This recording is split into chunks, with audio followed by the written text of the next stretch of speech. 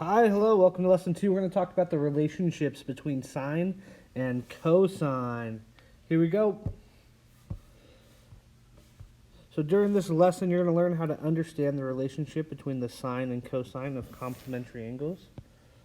Okay, and then also you're going to learn be able to write down the relationship between the sine and cosine of complementary angles. Those are the things we're going to try and do. Vocabulary. Complementary angles are angles that when added up equal 90 degrees. This is going to be a very key feature in today's lesson. Acute angles are angles smaller than 90 degrees. Sine is the ratio of sides of a right triangle such that the sine of an acute angle is equal to the opposite side divided by the hypotenuse.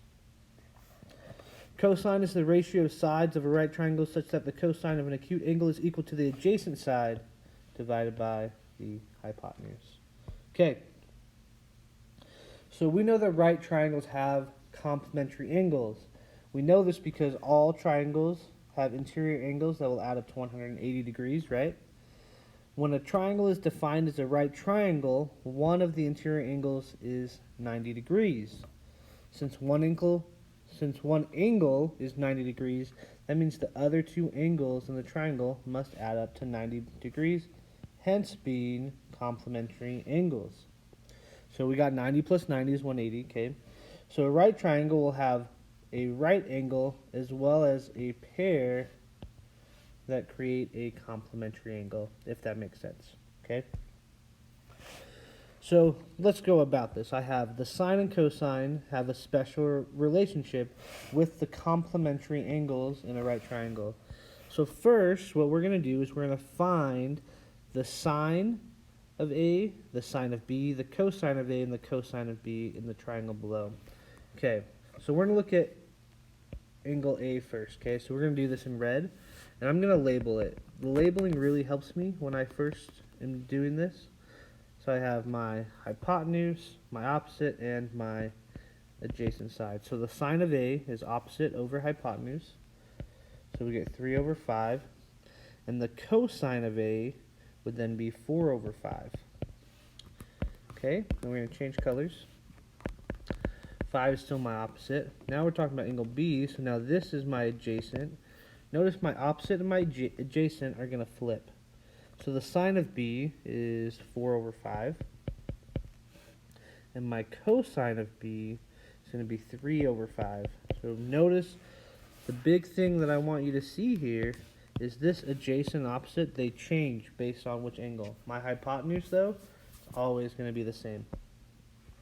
So let's notice, what do we see? So I have the sine of A is 3/5, sine of B is 4/5, cosine of A is 4/5, and the cosine of B is 3/5.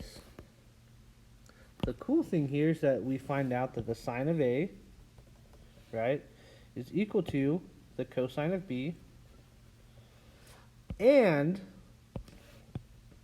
the sine of B is equal to the cosine of A, which makes sense because that, like if we go back to this last slide, when those adjacent and opposite switch based on the angle, it makes sense that my ratios would be the same.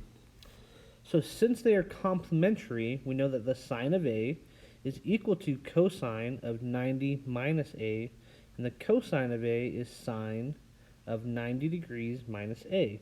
Okay? So this question asks, which one of these is not equal to the sine of 70? So just right off, we can say, well, the sine of 70, we also know is the cosine of 90 minus 70, which is equal to the cosine of 20.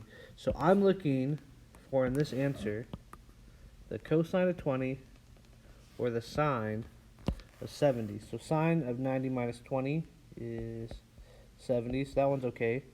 Cosine of 20, that one's okay. Sine of 20, nah. Cosine of 20. So which of these is not equal? Well, that's this one.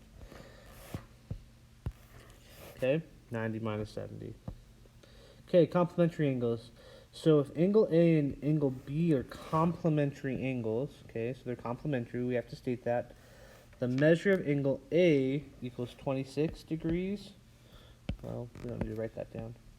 It's 26 degrees, then find the measure of B. Well, I know that they have to add up to 90, so I can say 90 minus 26. We know that the measure of angle B has to equal 64 degrees.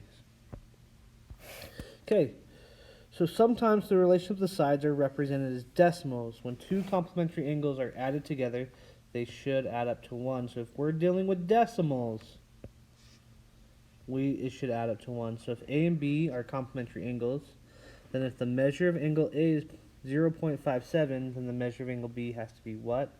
So I have 1.00 minus 0.57. We're going to do a bunch of borrowing there. We know that the measure of angle B has to equal 0.43. Alright, that's it for our relationship between sine and cosine.